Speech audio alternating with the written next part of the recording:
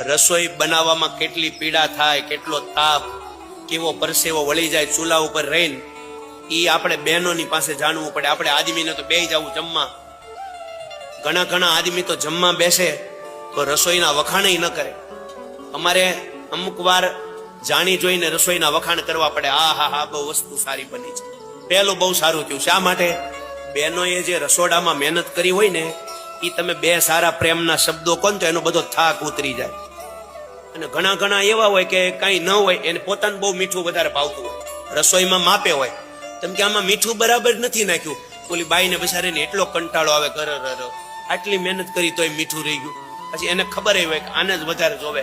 પણ ઘણા આદમી એવું નક્કી કરી લીધું હોય કે હું કોઈ દી મારા ઘરવાળીના વખાણ નહીં કરું.